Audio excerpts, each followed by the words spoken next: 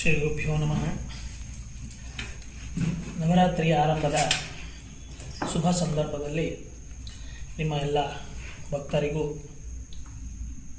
ನಮ್ಮ ಜಗತ್ರಕ್ಷಕನಾದಂತಹ ಶ್ರೀಕೃಷ್ಣ ಪರಮಾತ್ಮನ ಅನುಗ್ರಹದಿಂದ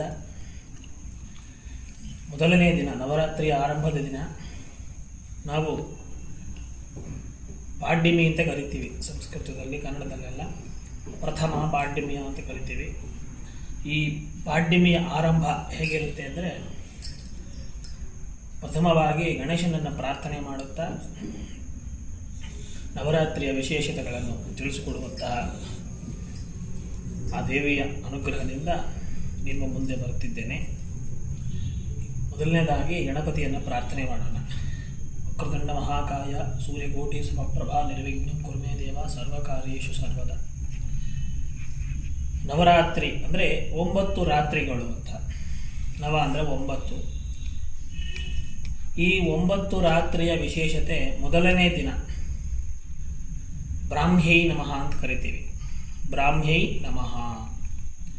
ಬ್ರಾಹ್ಮಿ ಎಂದಾಗ ನಮಗೆ ಮೊದಲನೇದಾಗಿ ಜ್ಞಾಪಕ ಬರೋದು ನಮ್ಮ ದುರ್ಗಾ ಪರಮೇಶ್ವರಿ, ಅಂದರೆ ಪಾರ್ವತೀ ದೇವಿ. ಆಕೆಯ ಒಂದು ಗುಣಗಾನಗಳನ್ನು ನಾವು ಮೊದಲನೇದಾಗಿ ತಿಳ್ಕೋಬೇಕು. ಮೊದಲನೇದಾಗಿ ಆ ಬ್ರಾಹ್ಮಿ ಅನ್ನುವಂತಹ ದೇವಿಯ ಹೆಸರು.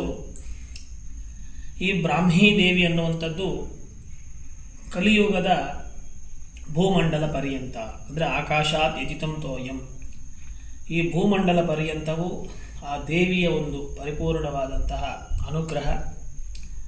ಈ ಬ್ರಾಹ್ಮಿಯ ಒಂದು ಪೂಜಾ ವಿಶೇಷತೆ ಏನು ಅಂದರೆ, ಬ್ರಾಹ್ಮಿ ಅಂದರೆ ಸಣ್ಣ ಮಗು ಅಂತ ಅರ್ಥ. ಬಾಲಕುಮಾರಿಯ ಅಂತ ಕರೀತಾರೆ ಸಂಸ್ಕೃತದಲ್ಲಿ. ಸಣ್ಣ ಮಗು ಅಂತ ಅರ್ಥ. ಈ ಸಣ್ಣ ಮಗುವಿನ ವಿಶೇಷತೆ ಕನ್ಯಾಪೂರ್ವಕಂ, ಅಂದರೆ ಸಣ್ಣದಾದಂತಹ ಮಗುವನ್ನು ಪ್ರಥಮ ದಿನ, ಅಂದರೆ ಒಂದೊಂದು ದಿನವೂ ಒಂದೊಂದು ಮಗುವಿಗೆ ತಾಂಬೂಲಗಳನ್ನು ಕೊಡಬೇಕು. ನಾವು ಇವತ್ತು ಒಂದು ಸಣ್ಣವಾದಂತಹ ಮಗುವನ್ನು ಕರೆದು ಆಕೆಗೆ ಕಾಲು ತೊಳೆದು ಅರಿಶಿನ ಮತ್ತು ಕುಂಕುಮವನ್ನು ಇಟ್ಟು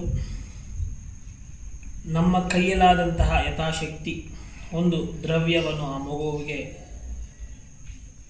ತಾಂಬೂಲದಲ್ಲಿಟ್ಟು ಕೊಡಬೇಕು.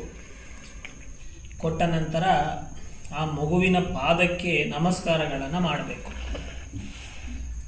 ಇಲ್ಲಿ ಒಂದು ನಮಸ್ಕಾರಗಳನ್ನು ಮಾಡುವಂತಹ ಅರ್ಥ ಇದೆ. ಅಂದರೆ